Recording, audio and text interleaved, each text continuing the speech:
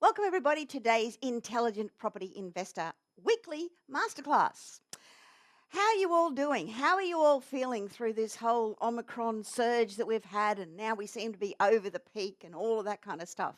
I hope you're all safe. I hope you all feel fabulous, and I hope that you're getting on with things, because now is the time to get on with things. Now is the time to really look at the opportunities that are there, step up and grab them with both hands. Now, if you're listening to me on any of the podcast platforms, I really want you to go across to my website, which is iloverealestate.tv, and make sure that you see all of my charts. They're all there for you to have a look at and download and do what you want to do. And there's a whole lot of other free stuff there that I know you're going to enjoy as well. So iloverealestate.tv is my website. So what's been happening during the week? All right. Rental boom. It delivers the big gains for investors. And this is the next surge that we are now seeing in the property market, is that investors are jumping on to get those higher yields. Why we probably passed the COVID peak, but why story stocks are still falling. Now, if you listened to me last week, you would have heard me talk about story stocks and what that's really doing and what it's doing for the share market. And how that translates into the property market, because I'm not really interested in the share market, only how it affects the property market. How inflation caught the RBA flat-footed, but why markets are wrong to expect rate hikes soon. And we're going to be talking about the surge of first home buyers has created a rental shortage and why the regions have been particularly hard hit. We're also going to get into a little bit about it's going to get even worse when the borders reopen, or as all of the borders reopen, because some of them already have. So let's have a look at a bit of a wrap around the country and what's happening. And I want to start a little bit with the COVID peak. Now, this is just a chart which shows that the case numbers, and I don't like talking about it because it bores me to tears, but kind of have to because it affects property. The case numbers have dropped, basically. We're past the peak. You can see there for both the two major cities being Sydney and New South Wales and Victoria, two states. You can see there that the peak was gone and finished, and we're now on the downward slide. So that's a good thing. It means that, as I said, we're just getting on with it. We're over it. Let's just move on. Now, this is the active, just a follow on from that, active COVID-19 cases. And you can see again there for New South Wales and Victoria, the two major states affected by it. Both of them are on the downturn. And in fact, Victoria is doing better than New South Wales, which wasn't always the case. So what does that mean? Well, the stock market is jittery.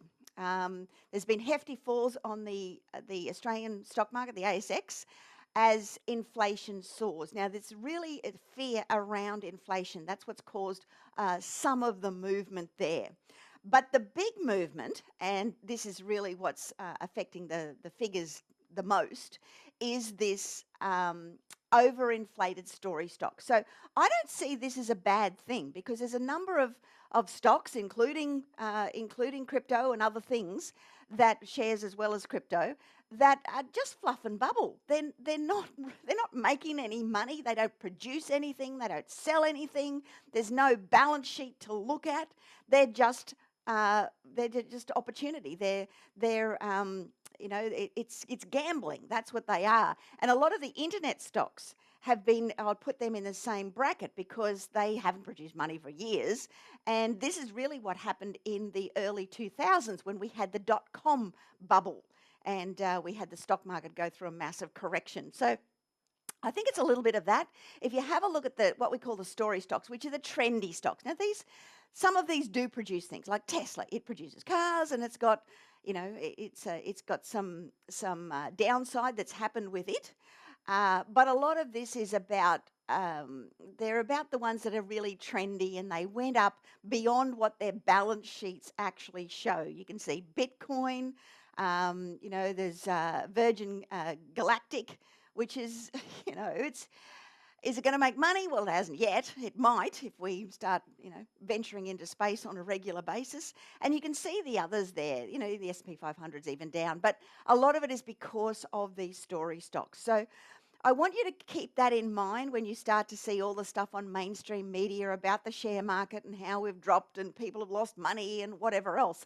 A lot of it is because they were gambling on stuff that didn't make a whole lot of profit or that were overvalued, like Tesla was, in the stock market.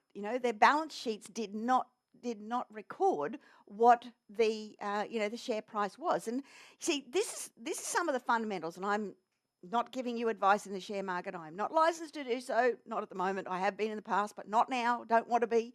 It's not my field. I love property. I don't like shares, let alone crypto. But just from a basic accounting perspective, let's just talk about from that perspective. If you look at a share or a business, a company, right? We've got a listed company, and you have a look at what their balance sheet shows as assets, which takes into account their current year's earnings. So you've got your balance sheet, real core assets and earnings, right? Now, if you then look at the share price and the number of shares, and you take the number of shares and divide it into their actual value, you should get their share price if everything is trading at value. But of course, that's not what happens. We get all of this, share emotional stuff about, oh, this is going to happen and this has got potential and whatever else. And quite often it can drive the price above what the actual value of the company is, or conversely, it can drive it below what the value of the company is. And that gives you an opportunity to get that stock and bring it up to value. So, look, that's just a basic lesson in accounting. I'm not giving you financial advice, but I'm giving you some accounting advice. So when you start to have a look at that in respect to some of these trendy stocks, they were overpriced. And in some of them, they're just fluff and bubble like Bitcoin and the other things. So it's all about potential and gambling and what it might do and all of those other things. So I'm a bit biased, I know that. And some of you listening are going, she's just too old, she doesn't understand or whatever else. Well, I do understand. That's the point. I've been through this a number of times when you've seen these kind of stocks, crypto, whatever it might be, that is above value. And whenever it is above value, it always comes down. And that's what we're seeing here, which is not a bad thing. Because what the trend is now then is it flows across to hard assets, which of course are property and shares that are undervalued. So that's what we're seeing a shift towards now. It's a shift back to sensibility, back to some kind of real value. And, that's a good thing as far as I'm concerned. There will be some gamblers out there that are going to continue to play, some of my children included. But, if you're looking at the longer term picture and everything else, and you're looking at putting your money into assets that have real value, then you've got to look at the real value. And that's where property and solid stocks really come into play. Anyway, enough of that. Inflation. Now, inflation has surprised the RBA, but it's not as bad as it looks. So the RBA came out a year or two ago and saying that their expectation was that we would be at a certain level with a certain degree of inflation and unemployment and other things, and the likelihood is that they wouldn't lift interest rates until 2024. Well, the thing is that the key line figures being unemployment and inflation, and they set targets, ranges, where we had to be within those ranges. Well, we've hit those ranges. In fact, in some cases, we've well and truly hit those ranges. But you've got to take this into a bigger perspective, because the forecasts are ahead of time, yes. Does that mean that we're immediately going to see interest rate rises? No, because of what is causing some of these things and what is to come. And the RBA will not lift interest rates until there is a steady consistency of real economic results sitting within the bandwidth of inflation and unemployment. And at the moment, we're seeing spikes for varying reasons, and I'll talk about that right now. So this is the annual inflation, as you can see. So that's the headline inflation and then trimmed for seasonally adjusted. So we actually aren't as high as we were coming through 2008 and 2009, being the correction for GFC. And this is this bandwidth that I'm talking about. So you can see there that we've got into the bandwidth there for CPI, which is inflation, but we've only just made it in. Now, if it consistently stays within that bandwidth, then the likelihood is, yes, interest rates will rise, and they will eventually. I mean, they can't stay low as they are right now, which is the lowest we've ever had in the entire history of Australia forever. They will go up, but I don't think they're going to go up quickly. I think that's the important thing to understand. So, yes, we've gone into that bandwidth from inflation, but it's one spike in, and you can see we've been well below it for some time. Now, what that means is we're looking at the RBA, the Reserve Bank of Australia, and how they have been forecasting where we were going to be at certain periods of time. So you can see there the red one was in November of 2020, and the expectation was that we would remain low for some time. It was reviewed in February of 2021, it was revised up, and then in May of 2021 it was even higher, and then August and November, and the blue line is where we're at right now. So we're actually ahead of time. Now, on top of that, we've also got the stopping of quantitative easing. So whilst the Reserve Bank of Australia didn't rise the official interest rate from 0.1%, what it did do is it said we are stopping the printing of money that's been going on and flushing through the economy. So that in itself is going to have a stabilising effect. It'll have a slowing effect. So the Reserve Bank needs to see how that plays out before anything really starts to hit hard as far as interest rates are concerned. So, you know, the markets think that there is 100% probability that interest rates will rise by 2022. I think that's bunkum. I think it is highly unlikely. And my reasoning is that this inflation increase is largely due to an imported increase in inflation. And part of that also is as an effect of the supply chain issues that are underlying the inflation. So you can see there in this chart, you can see that transport, you know, it's a massive upward indicator. That's fuel. You know, that's fuel. It's shortages with trucks and isolation and COVID and labour supply and all of that flow-on effect. Clothing and footwear is all about imports and how the freight, again, particularly ships, has more than doubled.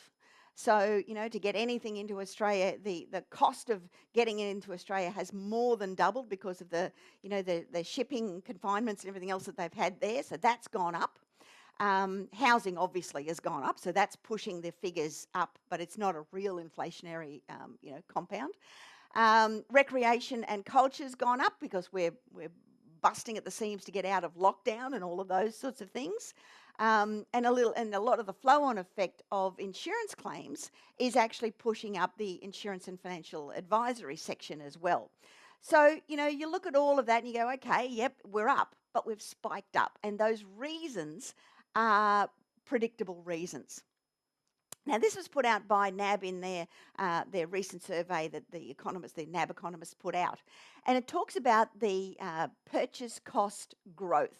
And you can see there that, you know, the underlying costs have gone up. They have. Materials have gone up. You know, we're shipping a lot of our timber over to the USA to meet their housing demands, so we can hardly buy a stud to go in a housing wall at the moment. You've got to wait for all sorts of things. So all of the material costs have definitely gone up. But supply is still at a bottleneck. You know, China's containerized freight index, you can see here.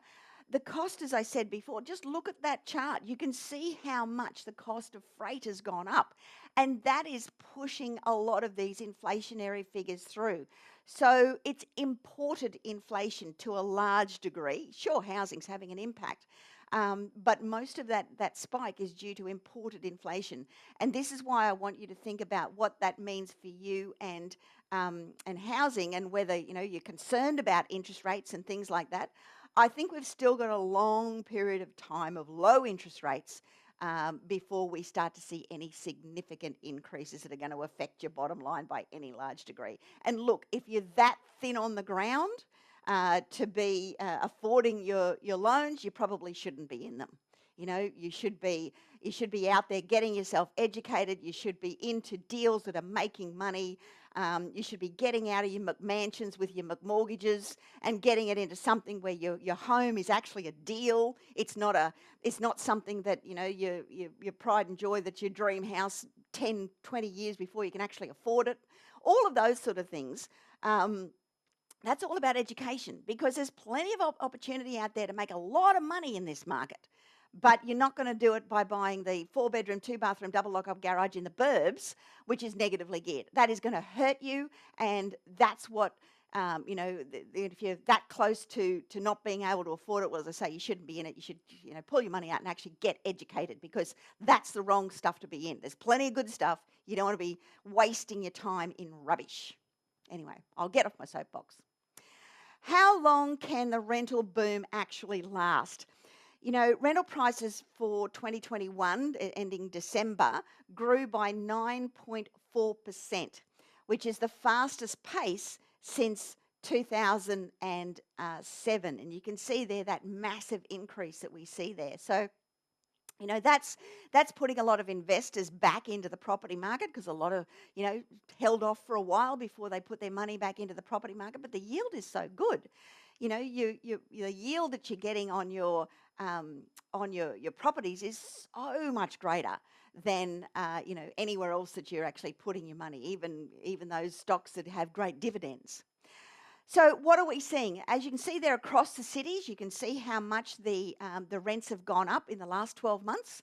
You know, Sydney 9.2. Melbourne's a bit of a snail at the moment, and that's mainly due to the massive oversupply of the units in inner city Melbourne, because a lot of those were occupied by students, which obviously went home with COVID, and they're only now just starting to trickle back. So that's why Melbourne's yields are so lower than anybody else. You know, Brisbane 10.6, Adelaide 8.5, Perth 10.3, Hobart 12.7, Darwin 15.2, and Canberra 8%. Now look, places like Darwin and Perth, but more so Darwin, a lot of that is because of restrictions of being able to enter, and a lot of people who've been working in the mining industry and the like haven't gone home to their house in, you know, the coast and eastern states or whatever else.